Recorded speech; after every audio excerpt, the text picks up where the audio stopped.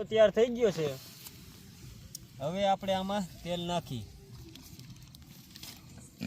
તેલ આપણે 300 ગ્રામ લીધું છે। પોણો કિલો શાક છે। થોડું નીચે મોઢું કર। કિલોમાં થોડું ઓછું છે એટલે 300 ગ્રામ નાખશું।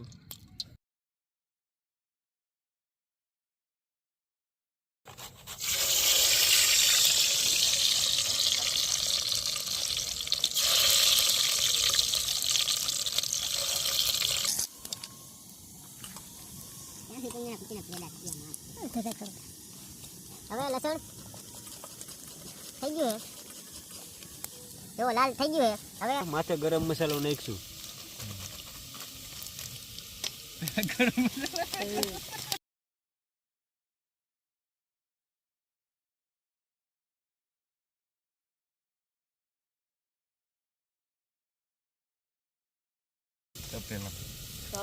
માથે મરચી નાખશું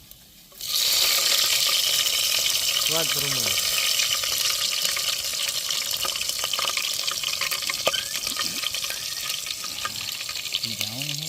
બધી વસ્તુ પડી મેં કીધું લેવી તો ઘરે પડી। હવે આપણે ડુંગળી નાખી।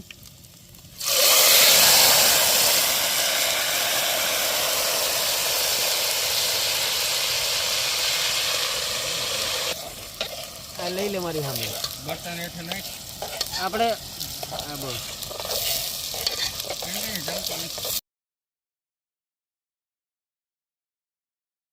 ડુંગળી પાકે છે। ડુંગળી પાકી જાય પછી આમાં મટન નાખશું। પછી મટનને તેલમાં સેડાઈશું। મટન હે ને અડધું પોણું હે ને એમને પકવી નાખશું। પછી બીજા મસાલા નાખશું। ચમચમ નથી એટલે હાથ કઈ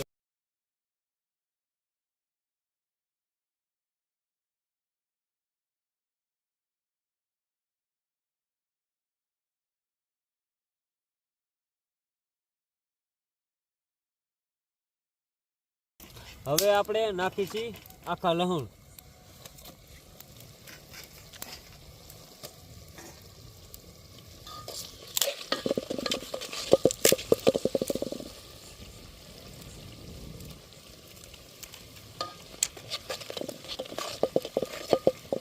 હવે નાખ્યા આખા આપણે આમાં લસણ। આપણે ડુંગળી પાકી ગઈ છે।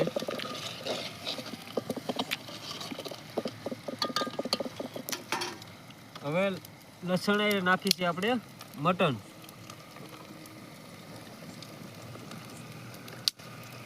દેશી બકરો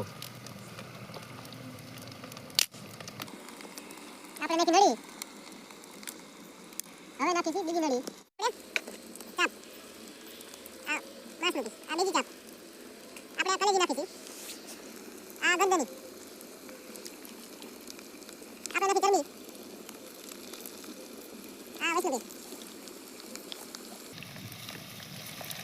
આ મટન નાખીને અડધું પોણું તેલમાં શેડવી નાખી બરોબર।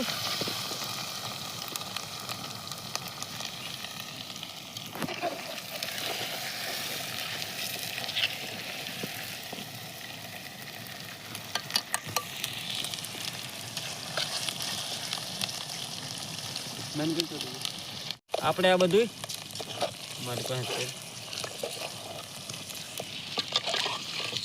આપણે બધું તેલમાં અડધું પોણું શેડવી લઈ પછી આમાં બીજા મસાલા નાખશું।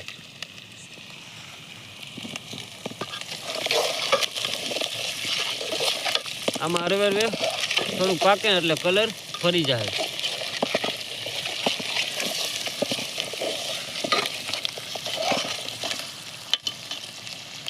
આપણે આ માથે થાળી ઢાંકી દીધી છે। આમાં પાણી છૂટે તાલા ગણે એને સળશે। પાણી છૂટી જાય પછી આપણે બીજા મસાલા નાખીશું।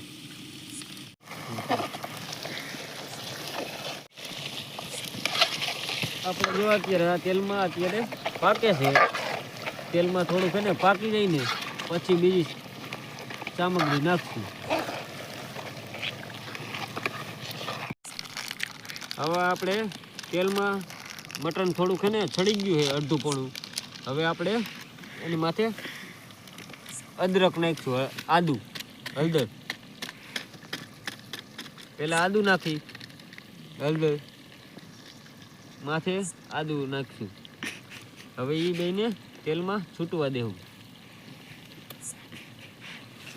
હવે ઘડીક એને પકવવા દેવું. સમજો, હવે ઘડીક એને પકવવા દેવું.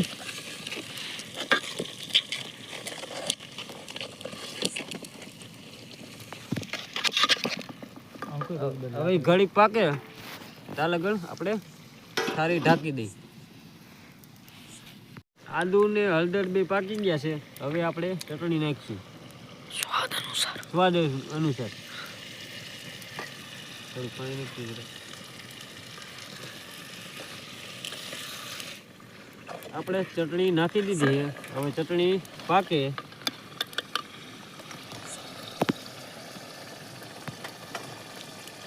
ચટણી નાખ્યા પછી કોથમરી નાખીશું.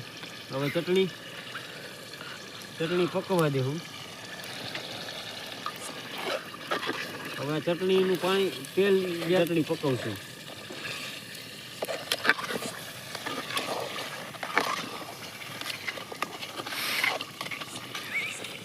ચટણી પાકી જાય પછી આપણે માથે મરચી નાખશું.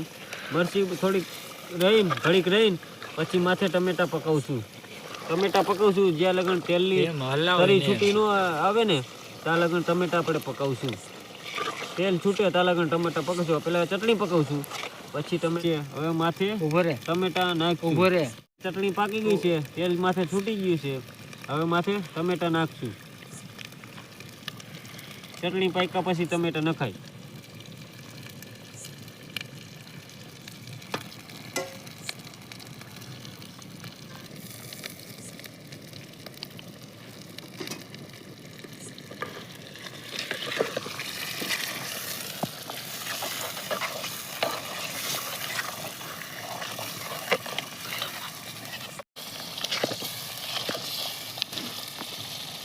મારા મોકલને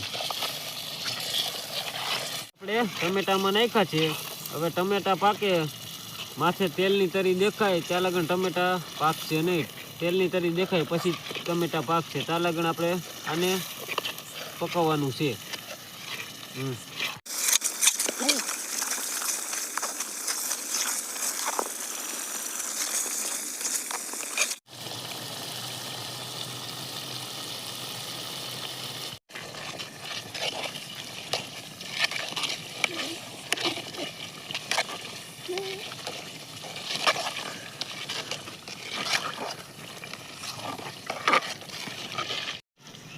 આપણે ટમાટર પાકી ગયા છે. હવે આમાં પાણી નાખી ઉકળે પાણી નાખીશું.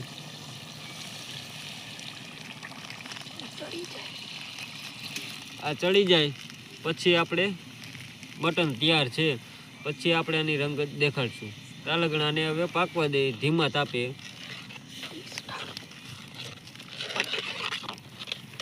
પાણી નાખી દીધું છે. હવે પાકે એટલે આપણું મટન તૈયાર.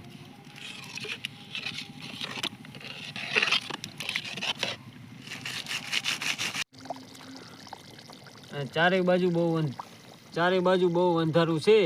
આમ જોઈ લ્યો તમે.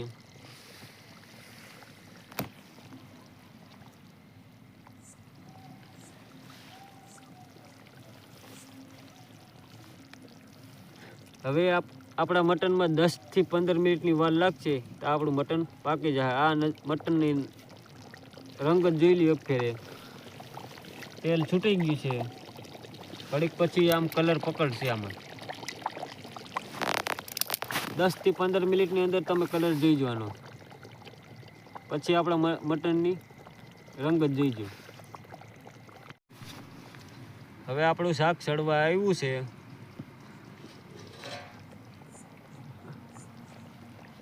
હવે આમાં માથે કોથમીર નાખી આ રંગ જ જોઈ લ્યો પહેલાં. હવે માથે કોથમીર નાખીને માથે સજાવટ કરી લઈ. આ રંગ જ જુઓ. હવે 5 મિનિટ પછી આપણે શાક કમ્પ્લીટ. હવે આપણું મટન તૈયાર થઈ ગયું છે. હવે આપણે એની રંગત જોઈ.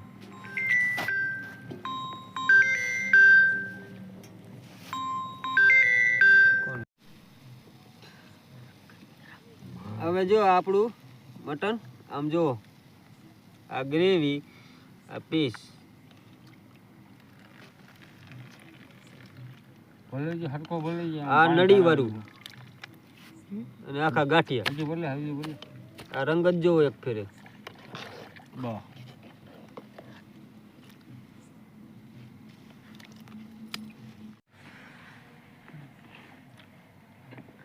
હવે આપણે ઠામમાં પીરસી આ રંગ જ જોવો એક ફેરે ઠામમાં નાખી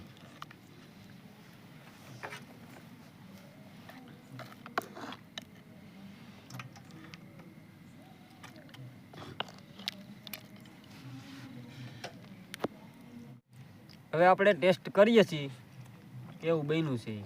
તમે જોવો આ પીસ આયરે લઈશી આપણે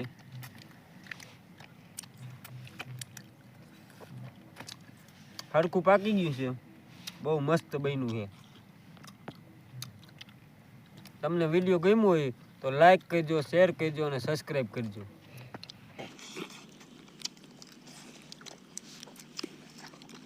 આપણે આખો લહણનો ગાંઠિયો ઠંડીમાં બહુ ગરમ મજા આવે